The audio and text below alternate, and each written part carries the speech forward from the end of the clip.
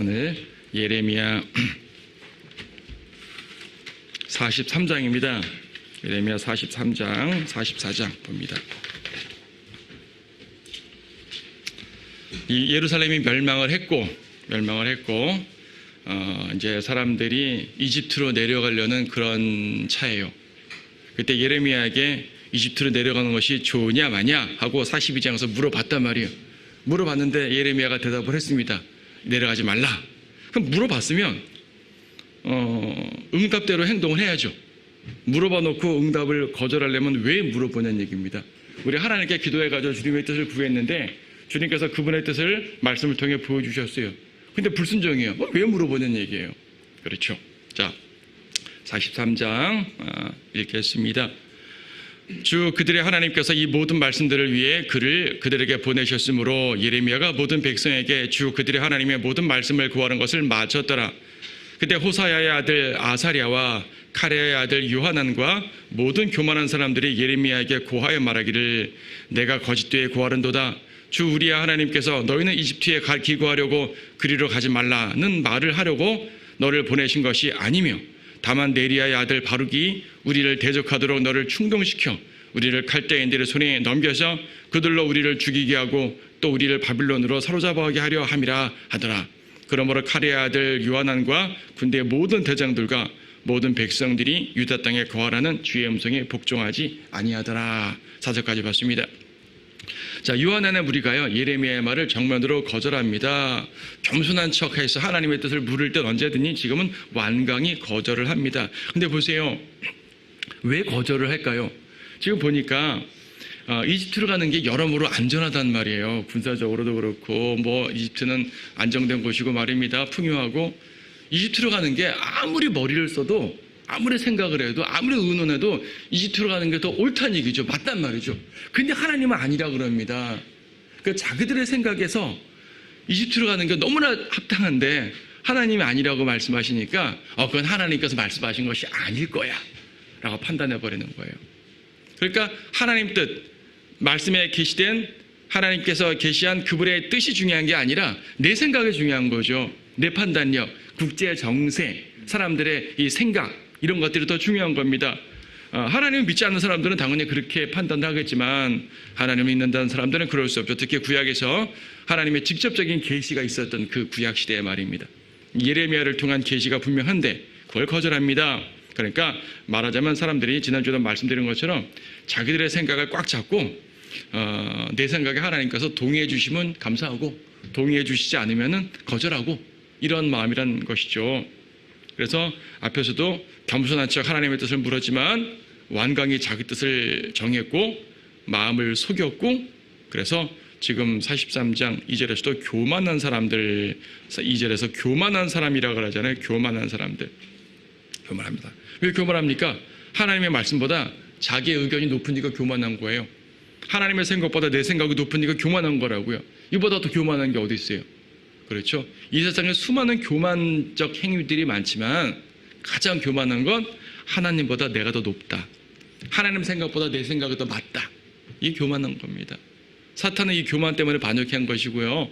많은 세상 사람들도 사탄에 따라서 교만할 수밖에 없는 거죠. 그리스도인들이 교만하게 된다면 바로 사탄의 그런 모습을 담는 거기 때문에 당연히 그렇게 되면 안 되겠죠. 자, 그래서 2절에 보니까 그들이 뭐라 그럽니까? 주 우리 하나님께서 이렇게 말하지 않았을 거야. 이렇게 뭐라 말합니까? 주 우리 하나님. 이 사람들도 하나님을 주 우리 하나님이라고 말하는 거예요. 예레미야만 그렇게 말하는 것이 아니라 이 대적자들도 주 우리 하나님이라고 말하는 거죠. 얼마나 종교성이 강합니까? 바리새인들이 그랬어요. 바리새인들은 종교성이 가장 강한 사람들이었잖아요. 그들은 우리가 하나님의 백성이야. 우리가 하나님의 일꾼이야. 이 부분을 매우 강조했죠. 하나님을 높이는 거예요. 말로는 하나님을 높인다니까요. 그 사람들은 정말로 진심으로 하나님을 높여요. 근데 그 사람들을 높이는 하나님이 어떤 하나님이냐는 얘기죠. 내 생각대로 좌지우지 되는 하나님입니다. 그 하나님을 높인다는 얘기예요. 그러니까 단순한 말씀의 거절이 아니라 자기들 뜻이 곧 하나님 뜻이라고 주장을 하는 겁니다. 그 옛날 28장에 보게 되면 거짓 선지자 하나냐가 그랬잖아요. 하나냐가 내가 선지자인데 하면서 2년 내에 사로잡혀간 사람 다 돌아올 것이라고. 거짓 선지자. 어떤 거짓 선지자도 하나님의 이름을 내세우지 않는 사람이 없죠. 모든 거짓 선지자들, 모든 은사주의 가짜 환상론자들은 모두 하나님을 내세웁니다. 모두 하나님을 내세워요. 하지만 그들이 내세우는 하나님이 진짜 하나님이란 얘기죠. 그래서 하는 핑계가 뭐냐면 3절에서 바룩이 너를 충동시켜서 내려가지 못하게 만드는구나 말입니다. 바룩은 어떤 사람이었죠? 앞에 36장에서 예레미야가 구술한 것을 대필 기록했던 사람 아니겠습니까?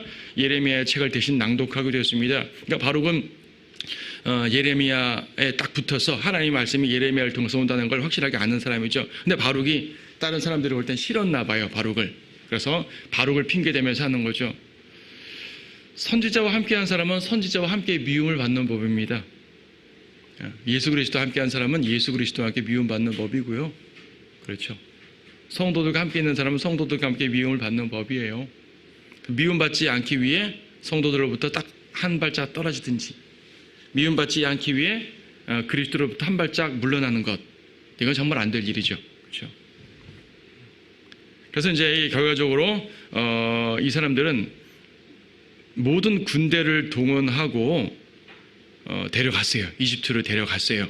5절, 6절, 7절 보게 되면 내려갔습니다. 7절에 보게 되면 이는 그들의 주의 음성에 복종하지 아니하였음이라 그리하여 그들은 타파네스까지 갔더라. 이집트에 있는 이제 한 도시죠. 이집트 북부에 있는 도시입니다. 타파네스라는 곳에 가는데 그쪽에서 이제 살기 좋았던 모양입니다. 남은 자들을 이끌고 이집트로 끌고 가요. 이때 하나님께서 중요한 말씀을 주시는데 이번에도 표적을 주셔서 말씀하십니다. 예레미야에서는 표적이 많았잖아요. 베띠의 표적이라든지 뭐 여러 가지 표적들이 있었죠. 그 중에서 여기에 이번 표적은 뭐냐면 큰 돌들의 벽돌 굽는 가마 표적이에요. 9절에 보게 되면 큰 돌들을 집어가지고 벽돌 굽는 가마의 진흙 속에다가 벽돌을 감추라고 합니다. 그러니까 그 큰 돌들을 감추라고 합니다. 그리고 그 자체가 표적이 되는 거죠. 그래서 하는 말이 느부갓네살 왕이 이 감춘 돌들 위에 그의 보좌를 세울 것이다. 자, 무슨 말이에요? 지금 감췄다는 얘기는 남아 있는 유다 백성들이 숨었다는 얘기죠. 숨었다는 얘기. 근데 하필 숨은 그곳이 어디예요? 벽돌 가마예요. 용광로예요. 아니 하필 숨을 데가 없어서 용광로에 숨냐는 얘기죠.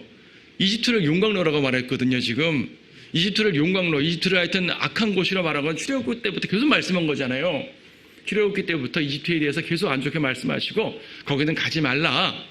용광로예요, 용광로. 절대 가면 안 되는 곳이에요. 근데 숨는다고 숨는 게 용광로예요.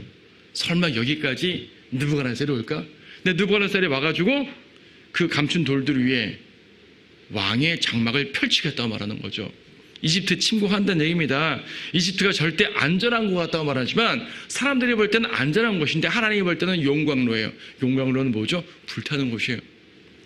세상이 안전한 것 같아요. 근데 세상은 용광로예요. 불탈 곳이에요. 멸망할 곳이에요. 사탄의 이 속임수가 달콤하기 때문에 안전한 것 같은데 용광로라고요. 절대 안전한 것이 아니라는 얘기입니다. 돈과 지위가 나를 안전하게 해주는 것 같은데 아니란 얘기죠. 하나님께서는 절대로 가지 말라고 하셨고 간 백성들에게 거기는 바로 용광로야 라고 말씀해 주시면서 느부갓네살이 그것도 파괴할 거야 라고 말씀하는 거죠. 결코 평안한 장소가 아닙니다. 이집트 평안한 장소 아닙니다. 그리고 이집트는 당시에요, 바빌론과 전쟁 준비 중이었거든요. 부분적으로 이미 전쟁을 수행하고 있었거든요. 당장 이집트 땅에서 전쟁하는 것이 아닐 뿐이지 이집트도 원정을 가가지고 바빌론하고 막 싸우는 그런 상황입니다. 이집트도 지금 전쟁국이에요. 안전할 수가 없는 것입니다. 자, 그러니까 이제 13절에서 뭐라 말씀하십니까? 그가 또 이집트 땅에 있는 벳세메스의 형상들을 깨뜨릴 것이며 이집트인의 신들의 집을 불살릴 것이라. 이 벳세메스라는 말은 유다 땅에도 벳세메스라는 곳이 있어요. 동명 이 지역이에요. 이집트 땅에 있는 벳세메스인데 벳세메스라는 말 자체가 태양신의 집이라는 뜻이에요. 이집트가 태양신 숭배 지역이잖아요. 물론 다신교지만 다신교 국가지만 대표적인 이 신이 태양신이죠. 그렇죠? 하나님께서 이집트의 신들까지 치겠다. 11절에서 오게 되면 바벨론 느부갓네살이 오게 되면 이집트 땅을 쳐서 죽일 자는 죽이고 사로잡을 자는 사로잡고 칼로 칠 자는 칼로 치리라. 사람만 죽이는 게 아니라 이집트 신들의 집에 불을 붙이리라. 베세메스. 멸망시킨다는 얘기입니다. 그러니까 이집트로 내려가는 그들의 마음을 보는 거예요. 지 사람들은 지금 단순하게 전쟁을 피해서 안전한 곳으로 간다고 하지만 사실 그들의 마음속에는 이집트의 신들을 섬기고 싶었다는 것입니다. 하나님께서는 그 마음을 아시고 그 신들도 무익한 거야. 우상들 가짜야. 그 신들 마귀들이야. 내가 다 멸망시키겠어 라고 말씀하는 거죠. 이들의 의도를 어떻게 알죠? 44장에 나와요. 43장까지는 이집트의 신들을 섬기겠다는 개념은 아닐 거 아니에요. 안전하니까 간다는 말이지.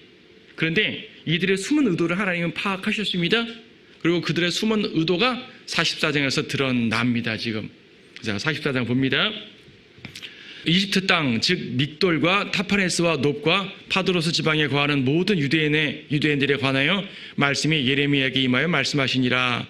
만군의 주 이스라엘의 하나님이 이같이 말하노라. 너희는 내가 예루살렘과 유다의 모든 성읍들 위에 내린 모든 재앙을 보았느니라. 보라, 오늘 그것들은 폐허가 되어 거기에 아무도 살지 않나니 이는 나를 분노케 한 그들의 사악함 때문이라. 곧 그들이 자기들도 알지 못하고 그들뿐 아니라 너희나 너희 조상들도 알지 못하는 다른 신들에게 분향하며 섬기러 감이라. 딱 나오죠. 다른 신들에게 분향하러 섬기러 간단 말입니다.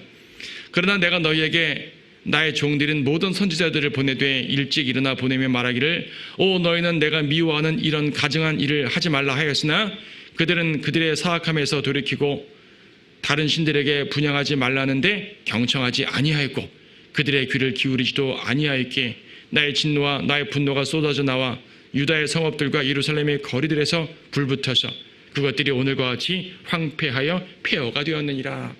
유다가 어떻게 멸망하는지 봤잖아 그 말입니다. 유다가 왜 멸망했어? 유다가 우상숭배 때문에 멸망했잖아 라고 말씀하시는 거예요. 근데 이집트는 유다보다 더 우상숭배 땅이잖아요. 이스라엘은 그래도 하나님을 섬기는 가운데서 그들이 숨어서 우상숭배하다가 나중에 대놓고 우상숭배했지만요. 그러다 하나님의 이름이 조금은 남아있는데 이집트는 그마저도 없는 것이란 말입니다. 100% 우상의 곳이에요. 여러분, 성도들이 세상적으로 살고 성도들이 믿지 않는 사람처럼 살게 되면 하나님은 때때로 세상 사람들을 다루는 것보다 더 심하게 다루실 수가 있어요. 왜냐하면 하나님의 백성이 세상 사람처럼 됐으니까. 이거는 하나님께서 우리의 살아생전, 우리 행동하는 모든 상황 속에서 우리를 징계하실 때 하나님께서 그분의 사랑하는 자식을 징계하기 때문에 세상 사람보다 심하게 하는 것처럼 보일 뿐이지 사실 하나님의 백성과 세상 사람 중에서 누구를 보호하시고 누구를 더 심하게 치시겠어요? 세상이잖아요. 하나님의 백성은요, 아무리 잘못해도 징계하시는 겁니다. 세상 사람들은요, 형벌을 주는 거예요. 멸망시키잖아요. 성도들은 멸망을 안 하잖아요. 그렇죠. 그러니까 하나님을 믿으면서 육신적으로 사는 사람 당연히 안 되죠. 그러면 하지만 육신적인 삶, 그래도 하나님을 섬기며 사는 사람이 아예 세상 사람처럼 살려고 하게 되면 곤란하다. 세상은 멸망할 곳인데 왜 그렇게 되려는 말이죠. 우리가 때때로 육신적이 되어서 좀 죄를 질 수가 있다고요. 그러면 안 되는데 때때로 우리가 연약해서 죄를 질 수 있다고요. 그럼 어떻게 됩니까? 주님께 자백하고 성령님 의지해서 곧바로 돌이켜야 되는 거 아니겠습니까? 그런 과정을 우리는 살게 돼요. 현실적으로. 하지만 아예 주님의 손을 놔버리고 세상으로 나아가 버리게 되면 지금 이집트로 내려가는 이들과 같은 상황이 되는 겁니다. 그렇죠? 자, 지금 말씀드린 것처럼 이 사람들은 그들의 마음의 의도 속에서 다른 신들을 분양하려는 의도가 있어요. 다른 신들을 섬기려는 의도가 있어요, 지금. 그래서 이제 2절에 보니까 모든 재앙을 보았느니라. 너희가 유다에 내린 모든 재앙을 보았느니라. 즉 심판을 보고도 전혀 교종받지 않는 사람들. 10절에 보니까 오늘까지도 겸손하지 아니한다. 앞에서 교만한 자들이라 그랬지 않습니까? 앞에서 교만한 자들이라 그랬는데 여기 44장 10절에서 그들은 오늘까지도 겸손하지 아니하며 겸손하지 않습니다. 두려워하지도 않습니다. 주님께서 그들 앞에 세우신 모든 율법과 규례들 다 던져버리는 거죠. 3절에 보니까 그들이 자기들도 알지 못하고 그들뿐 아니라 너희나 너희 조상들도 알지 못하는 다른 신들이라고 말합니다. 조상들도 알지 못하고 너희도 알지 못하는 신. 그러니까 과거에 많은 조상들이 유대인들, 이스라엘의 조상들이 다른 신을 섬겼단 말이에요. 그들도 모르는 신들 더 심하게 우상숭배한단 말이죠. 더 심하게 죄를 진단 말입니다. 과거 조상들보다 더 심하게 범죄합니다. 그래서 더 큰 심판을 받을 수밖에 없는 거죠. 3절에서는 나를 분노케 한 그들의 사악함. 4절에서는 4절 뒷부분에 내가 미워하는 이런 가증한 일. 주님께서 미워하는 것, 주님을 분노케 할 만한 것. 여러분, 우리의 생일 가운데서요, 주님을 분노케 할 만한 일을 행하면 안 되는 거죠. 당연히 영적인 그리스도인들은 간혹 실수하여 죄를 진다 하더라도 이렇게까지는 안 가겠죠. 하지만 하나님의 손을 놓고 점점 세상으로 가버리게 되면 이런 일을 행하게 됩니다. 그런 걸 타락이라 그러는 거죠. 그렇죠. 우리는 난 지금 그래 가끔 내가 육신적으로 되기도 하고 하지만 주님을 버릴 이유가 없어. 난 지금 주님을 잘 따르고 있어. 좋죠. 여러분 모두 그렇게 행하고 계실 것입니다. 하지만 성경에 뭐라고 말씀하십니까? 서 있는 사람은 넘어질까 주의하라 그랬어요. 나는 적어도 저렇게 타락한 사람과 같지 않아. 당연히 그래서는 안 되겠죠. 하지만 모를 일입니다. 말씀 안에서 내가 탄탄하게 항상 깨어있지 않으면은 위험한 거예요. 그래서 주님께서도 이렇게 경고를 해주시는 겁니다. 어쨌든 지금 하나님께서는 그들을 심판하십니다. 11절 보게 되면 모든 유다를 끊어버릴 것이라. 11절 끝에 내가 재앙을 위해 너희를 대적하여 내 얼굴을 두고 모든 유다를 끊어버릴 것이라. 아니 이미 유다 끊어졌잖아요. 유다 멸망했잖아요. 근데 무슨 유다를 또 끊어요? 유다는 멸망했지만 잔류자들이 남아있잖아요. 그래서 하나님께서는 잔류자들에게 은혜를 베푸시려고 마음을 먹으셨단 말입니다. 이왕 멸망했으니까 잔류자들 편하게 살아. 어차피 70년 동안은 회복 못 되지만 그래도 너희들이 여기서 편안하게 살았으면 좋겠어. 나 잘 섬기고. 이게 하나님의 마음입니다. 근데 그들은 그마저도 그렇게 하지 않기 때문에 그 잔류자들마저도 다 끊어버리시겠다고 말씀을 하는 겁니다. 잔류의 은혜 그런 표현을 쓸 수 있을까요? 그마저도 받지 못하게 되어버립니다. 완전한 황폐함이죠. 12절에서는 이집트 땅에서 뭐라 말합니까? 12절 뒷부분에 그들은 칼과 기근으로 소멸한다 그래요. 12절 더 뒤에 그들은 혐오와 놀림과 저주와 비난거리가 된대요. 그렇죠? 13절도 칼과 기근과 전염병. 그게 다 뭐예요? 칼, 기근, 전염병, 혐오, 놀람, 저주, 비난거리. 이것은 유다가 멸망하기 전에 하나님께서 유다를 책망할 때 하셨던 말씀입니다.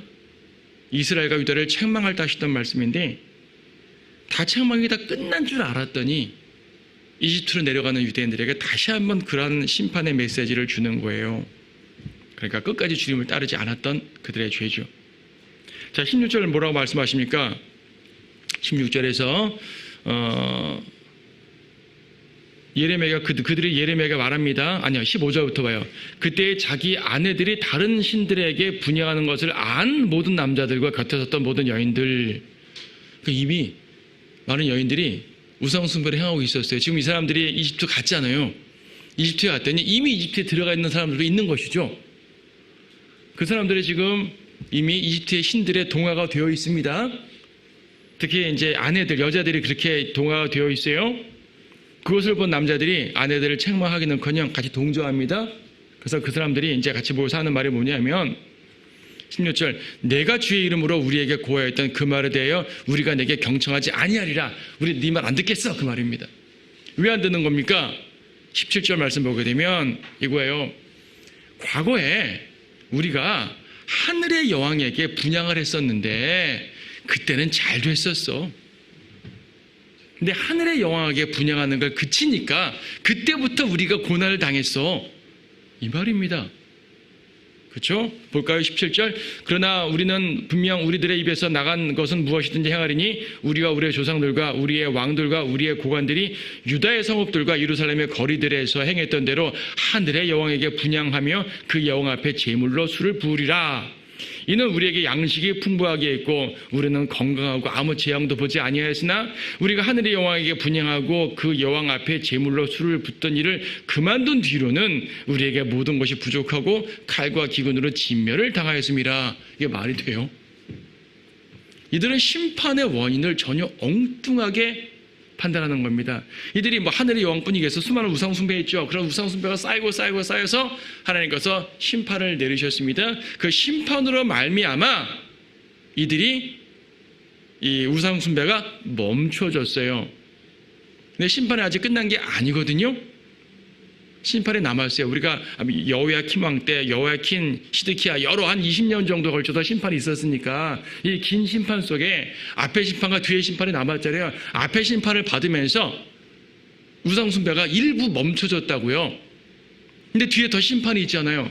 이걸 사람들 어떻게 생각하냐면 우리가 우상 숭배를 멈추니까 고난을 겪는구나라고 판단해 버린 겁니다. 사실은 우상 숭배 때문에 하나님이 심판하시는 것이 아직 남았고 아직 우상 숭배를 더 섬기기 때문에 그걸 멸하기 위해서 주님의 심판을 더욱더 가속화시키는 것인데 이들은 우상 숭배를 멈추니까 더 심하게 되는구나라고 생각하는 거예요. 여러분 그럴 때 있지 않아요? 우리가 세상적으로 살다가 주님께 징계도 받았어요. 주님께 돌이킵니다. 자백하고 헌신하고 내가 헌신하고 주님 앞에 더욱더 열심히 해야지. 잘했죠? 근데 내가 헌신한다고 곧바로 만사형통 됩니까? 곧바로 만사형통 되면 참 좋겠는데 그렇지 않거든요. 주님께서 아직 나를 다루실 일이 더 남으셨을 수 있는 것이고 시련이 있을 수도 있는 것이고 다양한 이유가 있죠. 하지만 내가 주님 앞에 더욱더 나갈 때 주님은 우리가 주님 앞에 더욱더 관계를 깊게 맺을수록 우리를 보호하시고 인도하시고 그분의 약속을 공고히 하시는 것입니다. 하지만 그 과정에서 아직 내가 고통을 당할 수 있잖아요. 이걸 가지고 육신적인 사람들은 그래 내가 세상에서 그냥 그대로 살 걸 괜히 헌신해가지고 괜히 하나님 따른다고 해가지고 괜히 하나님 믿는다고 해가지고 이게 뭐야? 오히려 있는 거 다 잃어버렸어. 여러분 그렇게 생각하는 분 주변에 많지 않으세요? 바로 이 사람도 같은 사람들이에요.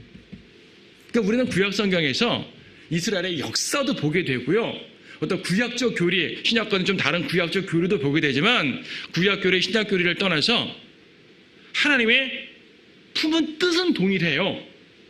하나님께서 그분의 백성을 향해 역사하시는 그 원리는 동일하다고요. 범죄한 백성들에게 또 헌신한 백성들에게 주시는 그분의 뜻의 원리는 동일합니다. 우리는 구약 성경을 통해서 그와 유사한 우리들의 모습, 우리 주변의 모습을 보게 되잖아요. 그러니까 구약 성경은 남의 얘기가 아니라니까요. 이것이 BC 6세기에 써있다고 해가지고요. 2600년 전 저 먼 나라 땅 얘기가 아닙니다. 여러분 2600년 전이면 꽤 오래됐잖아요. 여러분 100년 전만 해도 말이 안 되는데 50년 전만 해도 전혀 다른 세상 같은데 2600년 전이에요. 근데 2600년 전 얘기가 남의 얘기가 아니라는 것이에요. 하나님 말씀이 그렇습니다. 하나님의 말씀은요. 1000년 전이나 2000년 전이나 3000년 전이나 그분의 동일한 말씀이에요. 그 말씀의 능력이 우리를 붙들어야 되는 것이고 그 말씀을 의지해야 되는 것입니다. 자, 봅시다. 그래서 이제 이 사람들이 엉뚱한 이유를 댔죠. 그래서 하늘의 여왕에게 분향을 우리는 해야겠다 이겁니다. 말씀을 따르겠다는 그들의 고백은 완전히 거짓이었고요. 이집트로 내려가는 표면적인 이유는 전쟁을 피해 편안한 삶을 위해서 피난하는 거지만은 숨겨진 이유는 우상을 섬기면서 복받고 싶은 거예요. 이스라엘 땅에서는 하나님을 섬기면 복받을 게 없다 이거죠. 하나님이 행하신 걸 보라. 다 파괴잖아. 이집트를 보라. 번성해 있잖아. 태양신을 섬기는 이집트는 번성하고 있고 하나님을 섬기던 유다는 다 폐허가 되어 있고 육신적인 사람들의 눈에 뭐가 더 맞아 보이냐고요. 우상을 섬김으로써 그들은 복을 받고 싶었던 것입니다. 이미 이제 거기 있는 사람들 우상 숭배하고 있었죠. 특히 여자들이란 말을 아내들을 강조한 것이 솔로몬을 연상시킵니다. 솔로몬은 아내들의 우상 숭배 때문에 자기도 우상 숭배가 되어버렸죠. 꼭 뭐 아내 남편을 떠나가지고 남자 여자를 떠나가지고 내가 함께하고 있는 누군가가 죄 가운데 있을 때 내가 그것을 효과적으로 차단하지 못하면 함께 동조할 수도 있기 때문에 그런 것들을 주의해야 되는 것이죠. 자, 하늘의 여왕이란 말이 지금 3번 반복되었습니다. 17절에 하늘의 여왕, 18절에 하늘의 여왕, 19절에 하늘의 여왕. 하늘의 여왕에게 술제물을 부었을 때 우리는 잘 됐었다라고 말합니다. 하늘의 여왕. 딱 떠오르는 게 뭐죠? 예, 가톨릭 마리아죠. 가톨릭 마리아. 하늘의 여왕으로 숭배하지 않습니까? 지극히 이교도적인 우상숭배입니다. 뭐 남신, 여신 가릴 것 없이 전부 다 악한 신, 사탄인 건 맞는데요. 특히 여신숭배. 성경에는 여신숭배가 없잖아요. 성경에 그 천사도 다 남성으로 되어 있고요. 이건 남녀차별 그런 개념이 아니라 그렇게 되어 있어요. 근데 여신숭배하는 것은 100% 이교도예요. 가톨릭은 그래서 이교도란 얘기죠. 기독교 2단 중에서 이교도 그 여신숭배하는 2단이 하나 또 있잖아요. 하나님의 교회라고. 어머니 하나님 섬기잖아요. 여신숭배하는 거 여신숭배. 여신숭배는 100% 이교도예요. 뭐 남신도 마찬가지지만. 네. 가톨릭 마리아로 변천되어서 오늘까지 이어져 내렸습니다. 그래서 우상에 복을 주었다고, 세상에 복을 주었다고 믿는 어리석음. 자, 여러분 생각해 보세요. 이스라엘이 광야에서 하나님의 다루심을 받았잖아요. 만나도 먹고. 생각해 보세요. 매일 아침 만나를 먹는다는 게 얼마나 커다란 기적이에요. 그렇죠? 자기들의 농사도 수고도 안 했는데 아침마다 공짜로 먹을 것이 생겨요. 40년 동안 그러니까 그 사람들은 별로 무뎌졌는지 모르지만 가만 생각해 보게 되면 그 자체가 엄청난 은혜라고요. 하나님의 능력이고요. 반석에서 물이 나오고요. 또 전쟁을 승리하고요. 이런 거 보면 그들이 하나님이 위대하신 하나님, 전능하신 하나님인 걸 알잖아요. 그런데 왜 그들은 카나안 땅에 들어가서 그렇게 빨리 우상숭배에 오염되어 버렸을까요? 외형적인 복이 있다고 착각을 하는 거예요. 자, 이런 현실적으로는 그렇습니다. 이스라엘 백성은 아무리 하나님의 능력으로 보호받았다 하지만 외적으로 보게 되면 그냥 유목민이잖아요.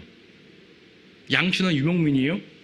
그들은 이게 도시도 없고요. 거창한 집도 없고요. 몽골 사람처럼 이렇게 천막처럼 사는 거예요, 그냥. 근데 카나안 땅에 들어오니까 어때요? 도시가 있고, 집이 있고, 문화가 있고, 이 농경 문화, 이게 정착민의 문화와 이 이동민의 문화는 기본적으로 달라요. 이 정착민의 문화를 보게 되면 그야말로 문화적으로 좋거든요. 근데 그게 우상숭배 문화였단 말입니다. 그러니까 딱 볼 때, 우리는 하나님을 믿어가지만 맨날 떠돌이 생활만 하고, 옷도 남루하고, 뭐 변변한 집도 없는데, 우상숭배를 보니까 맨날 농사 짓고, 풍족하게 곡식 내고, 삶의 즐길거리도 있고, 더 좋아 보이잖아요. 근데 저들은 바알신, 뭐 태양신, 뭐 폭풍의 신, 자연의 신 등등 신들을 섬기고 있고, 우리는 여호와 하나님 한 분만 섬기고 있단 말이에요. 외적인 눈으로 보니까 저들을 풍요하게 한 신이 더 높은 신 같은 거예요. 근데 막상 겨뤄보세요. 하나님과 이방신이 겨뤄보세요. 누가 이겨요? 하나님께서 이집트의 신들을 치신 걸 보세요. 누가 이겨요? 하나님께서 여리코를 치신 걸 보세요. 하나님께서 기브온을 치신 걸 보세요. 누가 이겨요? 누가 강해요? 하나님이 강하시거든요. 그런데 이 사람들은 그걸 모르는 거예요. 우리에게 복을 주시는 분은 하나님이시지 의방 우상이 아니었다고요. 착각하는 겁니다. 세상에 우리에게 복을 준다고 생각하지 마십시오. 여러분들은 세상에서 살잖아요. 세상에서 일도 하고 세상에서 다양한 것들을 하기 때문에 안 할 수 없죠. 당연히 해야죠. 그냥 세상에서 아무것도 안 하고 게으르게 살면 안 되기 때문에 주님께서 우리가 성실하게 균형 잡힌 삶을 살라고 하셨어요. 열심히 살고 또 필요한 것도 벌고 또 주님께서 복을 주시면 누리세요. 하지만 세상 자체가 우리에게 안전을 준다고 생각하면 안 되는 거죠. 나에게 번영을 준다. 나는 세상에게 의탁하는 게 더 하나님께 의탁하는 것보다 더 좋아 라고 판단하면 절대 안 된다는 얘기죠. 여러분 이렇게 말하면 당연히 안 되죠. 누가 그렇게 생각해요? 라고 말하죠. 그런데 그러한 상황이 되었을 때 나도 모르게 세상으로 발걸음을 돌리는 나 자신을 기억해 보셔야 되는 거예요. 우리는 물론 이 정도는 아니죠. 교훈을 받으라는 겁니다. 기억하라는 것입니다. 많은 육신적인 사람들이 이렇게 살아갑니다. 그래서 이제 거기에 대해 그 22절에 보게 되면은 주께서는 너희가 행한 악과 너희가 범한 가증함으로 인하여 더 이상 참을 수 없으셨으므로 참을 수 없으셨답니다. 하나님이 참을 수 없게 되는 상황, 참으로 슬픈 상황이 아닐 수 없습니다. 심판의 원인은 우상숭배입니다. 주님께 참을 수 없게 만드는 일, 그런 일은 절대로 우리 가운데 있으면 안 될 것입니다. 25절을 보게 되면 이렇게 말씀하십니다. 만군의 주 이스라엘의 하나님께서 이같이 일러 말씀하시느니라. 너희와 너희 아내들이 모두 너희 입으로 말하였고 너희 손으로 이루었으며 말하기를 우리가 서원한 우리의 서원을 반드시 실행하리니 하늘의 여호와에게 분향하고 그 여호와에게 제물로 술을 부으리라 하였으니 너희는 반드시 너희 서원을 성취하고 반드시 너희 서원을 실행할지니라. 이게 뭐예요? 그래, 너희 우상숭배 하겠다고? 그래, 우상숭배 반드시 해야 돼. 우상숭배 꼭 해. 라고 말씀하는 겁니다. 역설이죠. 역설이라고 보다면 이런 겁니다. 그래, 그래야 내가 심판할 거야. 너 우상숭배 하겠다고? 오케이. 우상숭배 하면 어떻게 되는지 알면서도 하는 거지? 그래, 해. 그래야 내가 너 심판할 수 있지. 라고 말씀하시는 거예요. 얼마나 무서운 말이에요. 그렇죠? 하나님께서 우리가 죄를 짓도록 놔둘 때가 있어요. 성도들이 죄를 지면 죄 짓지 말라고 계속 책망하시고 찔림을 주셔야 될 거 아니겠어요? 원래는 그러신다니까요. 하지만 계속적으로 하나님의 말씀을 거절하고 계속 죄 가운데 나가게 되면 그래, 죄 져. 이걸 내버려 두심이라고 표현합니다. 신학적으로 내버려 두심. 그래, 죄 져. 그래, 내가 너 책망하지, 심판하지, 한 대 맞고 정신 차리지 라고 말씀하는 겁니다. 그래도 우리에겐 정신 차리기 위해서 한 대 때리시는 거지만 이들은 완전히 멸망시켜버리는 거니까 좀 더 차원이 다른 것을 볼 수가 있습니다. 26절에서 그러므로 이집트 땅에 거하는 모든 유다야 너희는 주의 말씀을 들으라. 보라, 주가 말하노라. 내가 내 위대한 이름으로 맹세하였으니 이집트 온 땅에서 유다의 어떤 사람의 입에서도 다시는 주 하나님께서 살아계시느니라 고 말함으로 내 이름이 불려지지 아니하리라. 그렇죠? 뒤의 내용들 앞에서 말한 바로 그 내용들입니다. 그래서 이제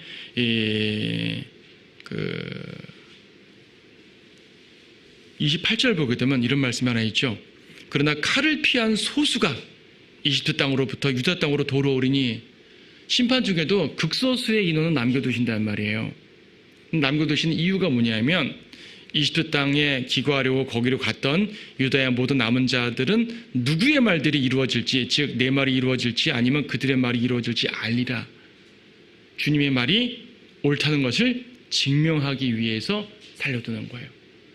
만약에 100% 다 죽여버리시면 하나님의 말씀이 옳은지 그른지 증명이 안 될 거 아니겠어요? 교훈이 안 될 거 아니겠어요? 살려두시는 거예요. 그래서 우리가 살아 호흡하고 있는 모든 것들이 긍정적 관점으로 말할 때는요, 하나님의 영광을 드러내고 주님의 복음을 등거하는 주님의 증인으로 살아야 되는 것인데, 만약 우리가 죄 가운데 있음에도 불구하고 주님께서 심판 가운데 살려주신다? 그러면은 보라, 심판이 이런 것이다 라는 걸 알려주기 위해 살려주시는 거라는 사실이에요. 어떤 살려주심이 좋습니까? 당연히 정상적으로 우리가 하나님을 섬기면서 주님께 충성하고 주님께 신실하게 하고 주님의 일을 하고 이런 살려주심이 더 좋은 거 아니겠어요? 이런 비참한 살려주심을 받으면 안 되는 거죠. 하나님께서는 그분의 말씀이 옳다는 것을 어떤 상태에서도 증명을 해주십니다. 하나님의 말씀, 무엇보다 하나님의 말씀으로 증명해 주시는 거죠. 기억해야 됩니다. 그래서 이제 29, 30절 뒤에 보게 되면 이제 바벨론이 침공한다는 말을 다시 한번 말씀하면서 끝나는 겁니다. 30절에 있는 파라오 호프라 왕이라는 이집트 왕의 이름이 나오는데, 이 왕은 역사적으로 요시야 왕을 죽였던 파라오 느코라는 왕의 손자라고 합니다. 이때 이제 바벨론이 이집트를 침공해가지고 이집트를 이제 멸해요. 멸한다고 가지고 유다처럼 완전히 멸하는 것이 아니라 이집트를 정복하고 다시 물러납니다. 이집트에다가 세력만 뻗치고 가는 거죠. 하지만 정복하는 그 과정에서 거기 있던 사람들이 많이 죽고 고난당하고, 특히 그곳을 피했던 유대인들은요, 유다 땅에 있을 때와 똑같은 고난을 당하게 되는 것이죠.